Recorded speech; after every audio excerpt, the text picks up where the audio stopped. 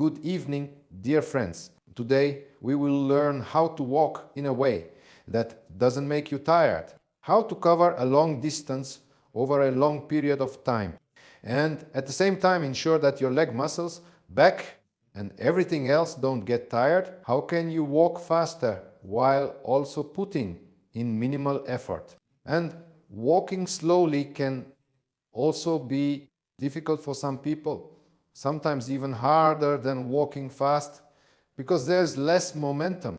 So how can you avoid getting tired in that case as well? So friends, the first thing you need to do is stand in front of a mirror and take a look. If during your step you have this kind of sideways tilt, it usually happens either when you land on your front foot.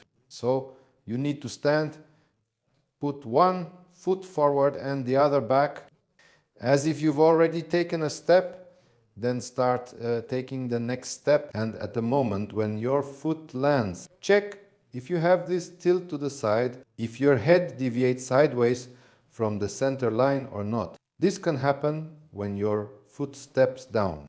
The first scenario is when your foot touches the ground, and at that moment your head tilts a bit to the side, moving away from the center line. Or it can happen at the moment when your back foot goes up on the toe, when you put your foot on the toe before it moves forward. And at this moment, sometimes you tilt like this. You need to. You can even record yourself on video. If you have enough space, record yourself to see how you walk. And here you might notice that maybe you lean more to one side than the other, or the tilt is bigger on one side and smaller on the other. Pay attention to this and notice at what moment it happens. Is it when you put your foot down, or when you start to put your foot on your toes? Or does it happen in both cases? If it's not clear, just keep in mind that this movement is making it harder for you to walk. Why does this tilt appear? With this tilt, you're helping yourself move your leg forward from that position, period. When your leg is behind you, as if you're pulling your leg forward. And there are two reasons why this happens. Well, actually several reasons. The most common one is that the iliopsoas muscle can't handle pulling the leg forward from the back position, and the calf muscle is weak, oka buvut inut period. And that's why at the moment when you need to step onto your foot, relying on your toes, your center of gravity shifts forward too quickly. Weakness in the gluteus medius, gluteus maximus, or even the hip extensor on the leg that's now in front can also cause this tilt. So, friends, what do we need to learn to do? The first movement you need to master, so your muscles don't get overworked while walking, is to make sure your iliopsoas and calf muscles, especially the calf and soleus muscles, activate at the right time. Many people are concerned about how the gluteal muscle works during walking, and they try to consciously tense the gluteal muscle. At the moment when the leg is behind you, as an exercise, this can be used. So, this movement, when you walk and deliberately hold your leg here, straighten it, tense your glute, and feel how it contracts. If your iliopsoas muscle and the front of your thigh are well developed, you can afford to do this. They are both developed and flexible at once. But if you have problems with your iliopsoas muscle, if it's not well developed enough, then when you step, your pelvis will rotate excessively, because along with the gluteal muscle, the back muscles will also tense up, and the iliopsoas muscle won't stretch well enough. So when you walk like this and try to tense your glutes, ideally it should happen like this. Your pelvis should stay in place. At the same time, your glute should contract well right here, and then the glute contracts while your lower back more or less maintains its natural position. The iliopsoas muscle, it both stretches and maintains tone at the same time. So this movement requires the iliopsoas and the rectus femoris to be well developed, so that from this position you can bring your leg forward, and at the same time, to keep your torso stable without leaning, the gluteus medius and gluteus maximus on the opposite side also have to support the back of your thigh. So this is quite a complex movement, and it's better not to start with it. It's more athletic, meaning it's harder and requires good development of the iliopsoas muscle. If an untrained person with a weak gluteal muscle, who usually also has a shortened iliopsoas muscle, tries to do this, then at the moment when he tries to contract his glute, his pelvis will rotate along with it, meaning his pelvis will shift like this. This will happen because the iliopsoas muscle won't allow itself to be fully stretched, because it's not used to doing that, and because of this immotobrsim, there will be excessive movement in the lower back itself, immotobrsim. The pelvis may gradually rotate in this way. That is, instead of, well, together, the glute will also work, but along with the glute, your back muscles will also tense up excessively. The back will be overloaded, and the glute may become even weaker because of this, if due to the pelvis rotating. The space for the nerve roots decreases. That is, when we have, well, it depends on anatomical features. There is a good natural position, let's say, of the lumbar spine. So for each nerve root, this is a continuation of the spinal cord. It's the connection between the brain and your legs with the whole body. But the lower back is specifically with the lower part of the body. And right here in the intervertebral foramen, the continuation of the spinal cord comes out, the nerve root, which then branches out into various nerves. And if this intervertebral foramen starts to decrease in size, there can be various reasons for this, maybe just a change in the position of the pelvis. So it shifted, you see, it already became narrow, but the load on the joints increases and gradually they can become deformed. The disc can get injured. The disc got injured, a hernia formed. This is a reversible process. That is, it's a disc injury, an acute process. Inflammation, then it scars over. The nerve root stops being irritated. The inflammation goes away and everything returns to normal. The person is practically healthy. They even become healthier than before. But if the joint becomes deformed, if arthrosis develops here, then the deformed joint starts to compress the nerve root. At that point, there's nothing you can do. That's why overloading with this kind of movement is dangerous. It can lead to arthrosis, spondyloarthrosis, which then causes irreversible changes. So, you shouldn't start with this. So, where should you start? So, this comes next. After you've restored the basic walking movement, if you notice that during walking, the main sign is that you're leaning to the side like this, don't try to intentionally tense your glute during the step, because at the same time it will also cause you to push off with your leg like this. So many people think they'll walk faster if they start pushing off harder with their back leg. Many feel that to speed up, they need to make this push stronger, to push themselves forward more. What happens in this case? Because of this movement, a person pushes themselves forward, then breaks with the front leg, having to put it out in front, which causes an impact here, and practically no acceleration happens. E.t. With every step, it's like there's a small acceleration and stop, acceleration and stop, and at the same time the lower back and all the muscles get overloaded. There's a constant impact like this. Many people have this urge because They remember how they run, and it seems to them that they can speed up their step in the same way as running. That is, while running, we start to push ourselves harder. But during running, it works because this acceleration happens at the moment when the other leg is in the air. And there is almost a moment during running when both feet are not touching the ground. In walking, this doesn't happen, meaning in walking there is no moment when both feet are off the ground. All the time during walking, one foot is always touching the ground. And that's why if we try to push ourselves with the back leg to accelerate while walking, we'll end up pushing our pelvis forward excessively like this.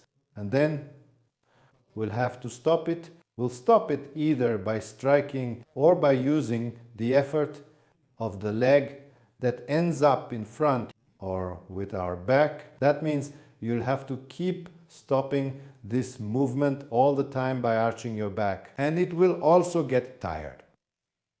So how should we accelerate? For some people, this movement will feel completely unfamiliar, so they might not even understand how it can be used. At what point during the step can you do this movement?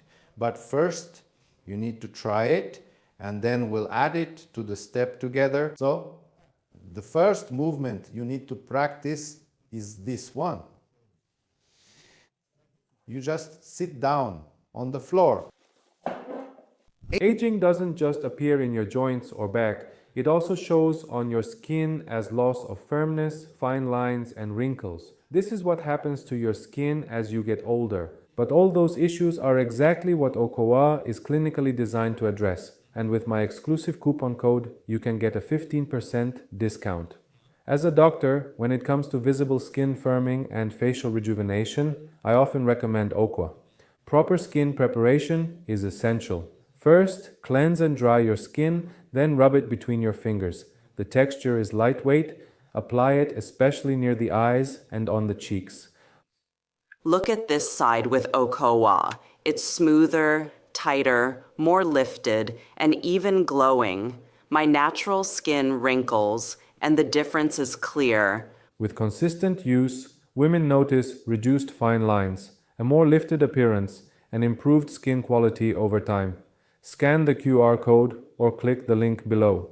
Use code Alekseev15 and get 15% off. Not on the floor, on a chair, sit on a chair. I'll show you like this, and then I'll show you on the chair as well. So, you sit down, and ideally, you can sit like I am on a step like this. It will be more comfortable for you to master this movement. And now, it's better to do this sitting, not standing, just like I'm doing ideally. You can stand like this, put your foot on a step, and later I'll show you how to do it on the floor. So, you sit down, and now you need to lower your heel like this. Then lift up onto your toes, lower it again, and lift onto your toes again. At this moment, you see your knee starts to rise. Here it goes down, and then it rises. There, you've done this movement several times. Now you've lowered your leg, your heel. And now you need to do this movement quickly, as if by inertia, and with this movement, your knee. Because of this movement, you see it rises upward as if by inertia. And then, after you push off, these muscles start to work. So it's easier for them to lift the leg. If your foot is just standing on the floor and you simply lift your leg like this, only the thigh muscles here will be working. If you do this movement, well, you might be able to do it 20, 30, maybe 50 times, and after that, you'll feel how the muscle gets tired. But if you do this movement like this, helping yourself with a push from your foot like this, then you can do this movement almost unendlessly. And you need to master it on both sides. So, here you lower your heel a little and then push your leg up. You can place it a little closer or a little farther. Whatever is comfortable for you. You just need to learn how to do this movement. Using inertia, using this push, you need to learn to lift your leg up. This is the first stage. If you don't have the ability, it's better if you do. You can find a way to do it like this just once. You can do the same thing on a chair. So, you sit down, put your leg up, and you need to do the same thing. So, here's one option. You just lift your leg up faster. And here, you lift it after a little push. Well, at the same time as the push on both sides, you need to master this movement. So, if you do it slowly, your foot first goes up on the toe, and with this movement, you push yourself upward. This is actually the next step. You need to learn to do this movement while standing. So, first, it's easiest to learn it while sitting, and as the second step, you practice doing it while standing. It's most comfortable if nothing gets in your way.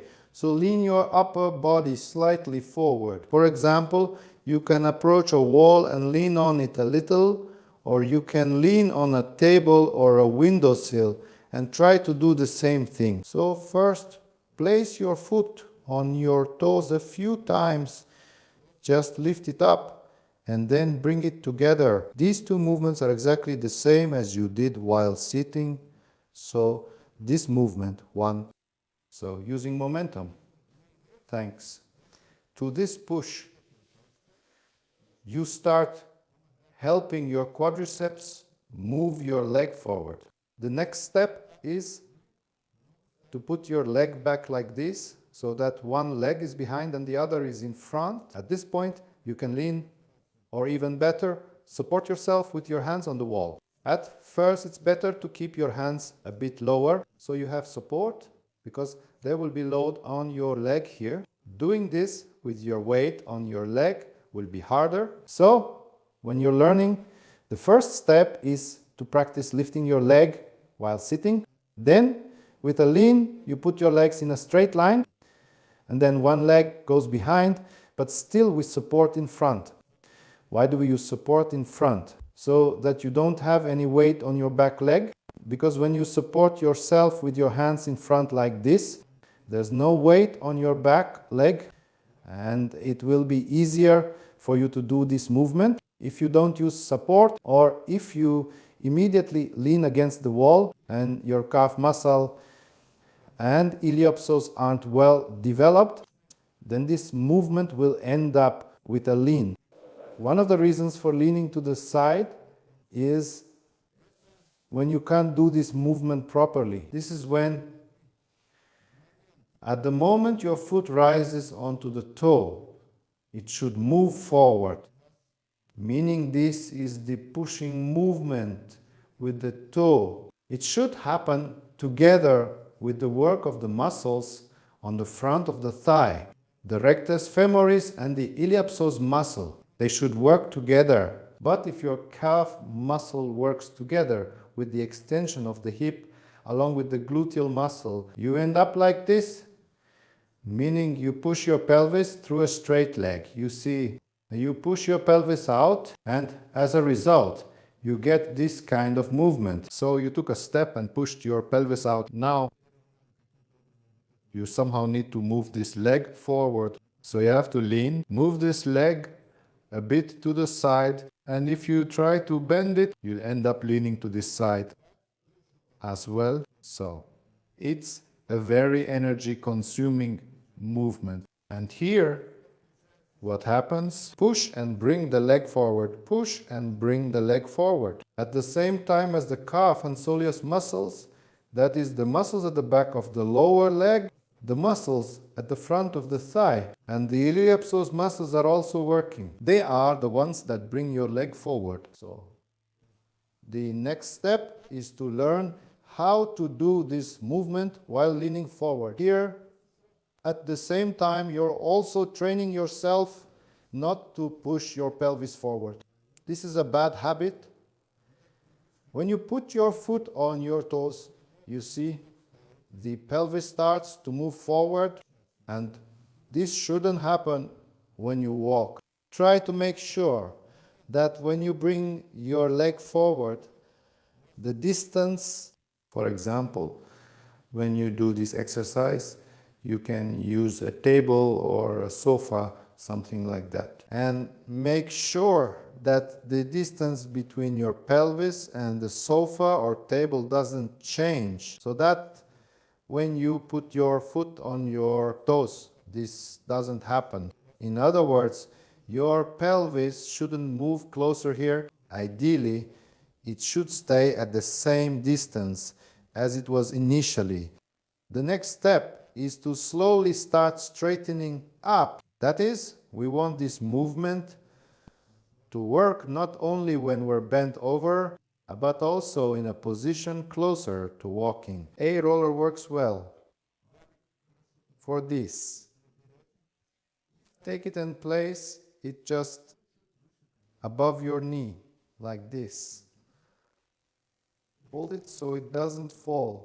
The other leg, well, at first you can start with them in a straight line. And then you begin to lift the second leg in the same way. Lift it up, lower it, lift it up, lower it. At first, keep them in a straight line. Then you stand so that one leg is behind and the other is in front. And you repeat the same thing, first on one leg, then on the other. Also, you fix the roller here, but it's more convenient to use it. First, put one leg in a straight line. Learn to do this movement. You'll immediately notice how you start to sway at first. You also need to learn to hold the position, and your gluteus medius muscle will get tired. Maybe your iliopsoas muscle will get tired at first. Then you put your leg back and do the same movement.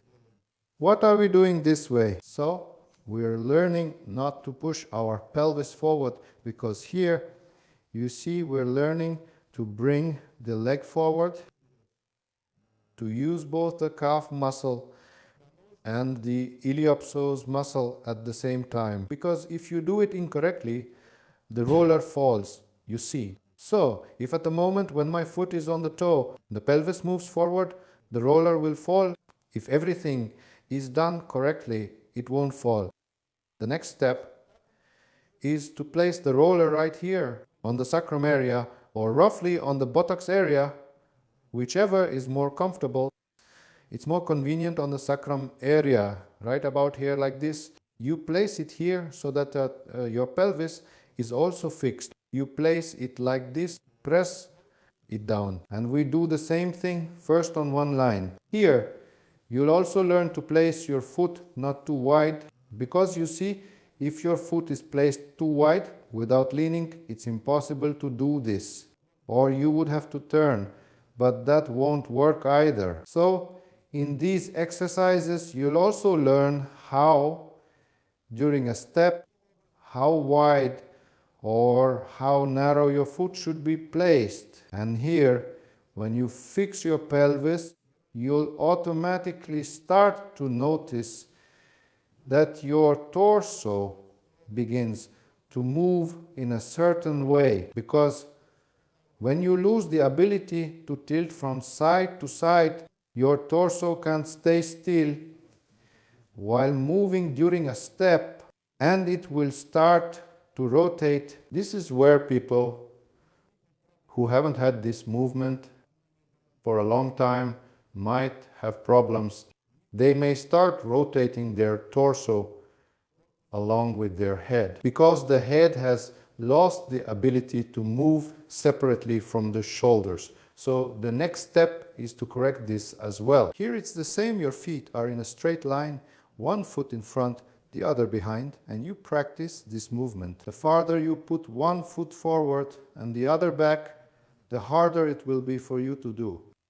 So, for now, choose a comfortable position for yourself and learn how to do the movement. Make sure you don't feel any discomfort and that your muscles aren't getting overloaded here. And what's the next step? Now we put this roller right here. So we had the thigh at the back, the glute and the head, and here it's the same thing. So we've placed it like this, and you repeat everything the same way. So you put your foot on the toe and bring it forward. Why do you need this?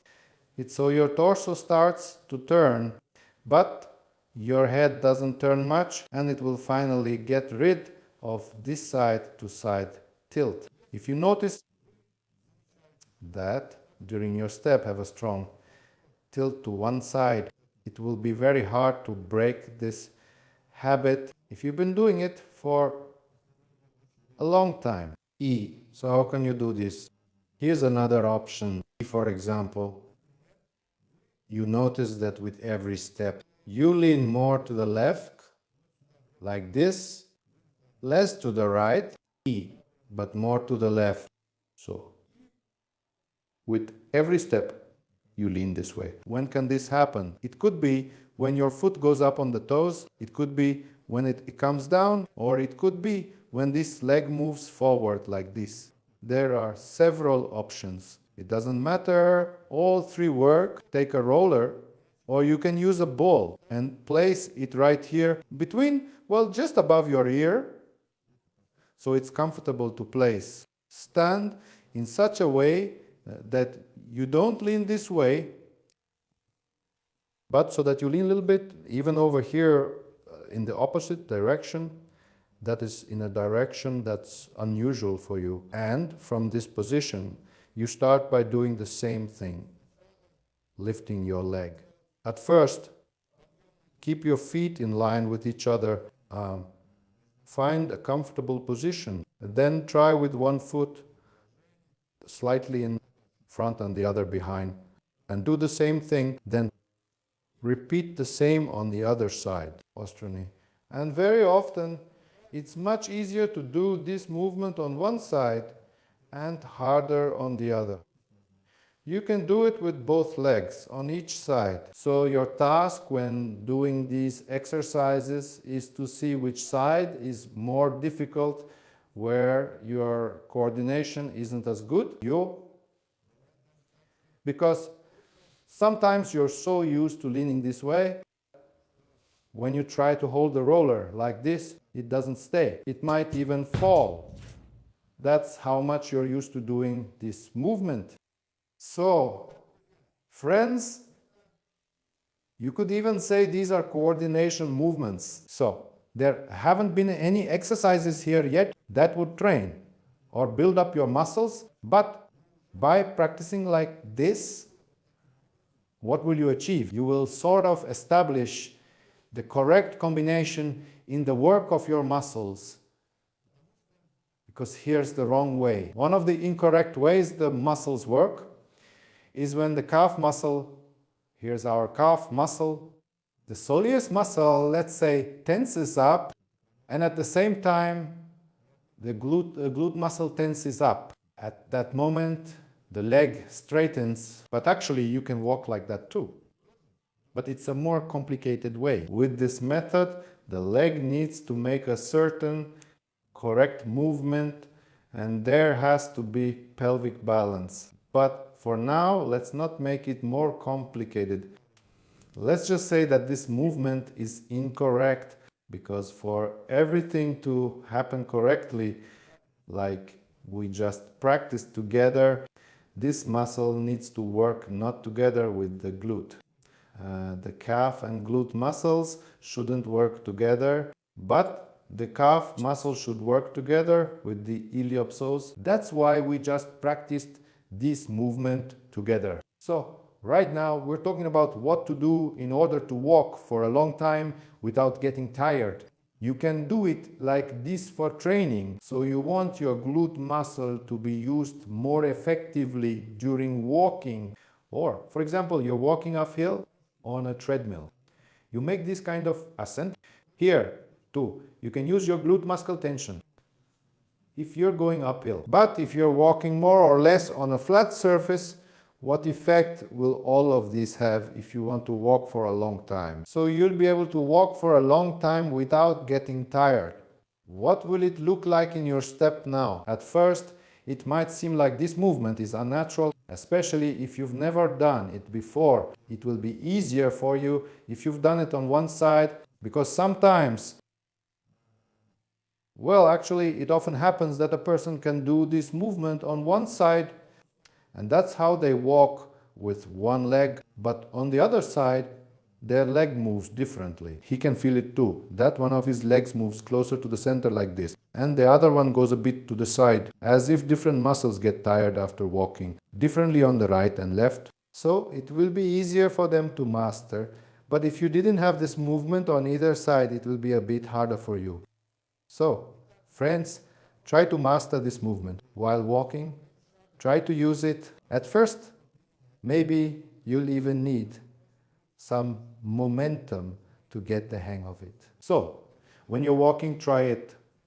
When you're walking fast but not leaning forward, you'll notice that if you try to speed up the wrong way, like when running, you'll start leaning forward. If you try to speed up your step this way, you'll actually feel yourself being pushed back a little by this movement. Look at the difference. It takes some time to get used to this step, but overall it looks natural. So this is just regular walking. At first, your legs might lift up too high, like this, but over time, it just becomes a normal step, just like any other step. So this is a normal, natural movement that we should be doing well. Friends, write your impressions in the comments. Who tried what? How did it go? Did it work or not? What questions do you have? What was unclear? And see you in the next episodes.